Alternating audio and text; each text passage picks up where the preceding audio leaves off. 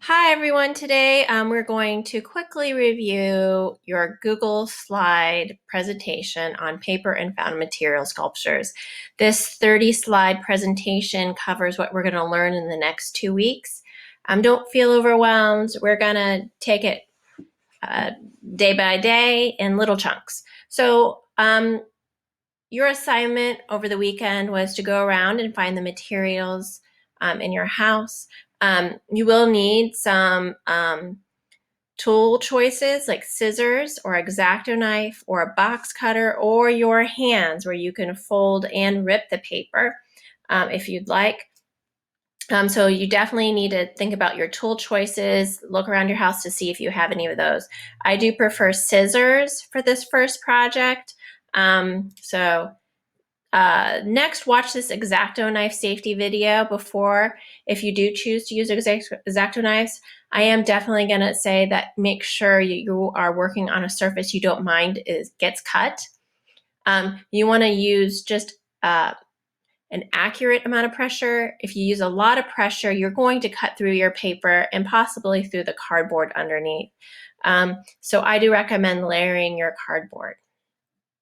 So this week, we're going to work on the slit and notch sculpture, and our inspiration is the Canadian-American architect, Frank Gehry. And we're going to begin with the idea of the paper sculpture. So this is a three-dimensional sculpture, and it can be made by folding, cutting, and even gluing. So review this slide, think about the history of that.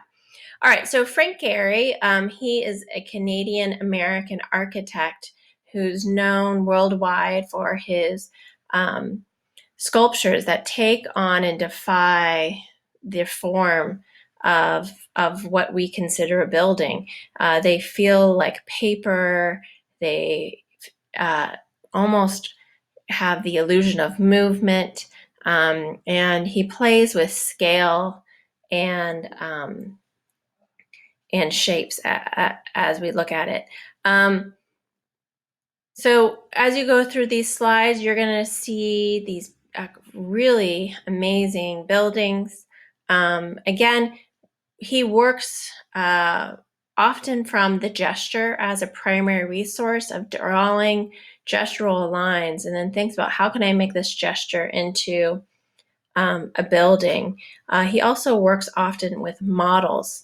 And as I said, he defies engineering the way he creates the fluidity with metal as they arc towards the sky. We could see the positive and negative space are really important to the form.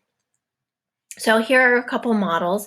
I thought this one was a great example of just a paper model that he made. So this is like kind of brainstorming ideas of him thinking about movement and shape and scale. Here we have one just made out of foam core that you could see is pinned together with pins and some glue. But we can see that the shapes and the space between the shapes are really important in his work. Okay, so your homework today is going to be watching this video and answering the question that goes along with it, and to start thinking about your own sculptures that you're about to make and about what Frank Gehry talks about feeling in art. All right, okay.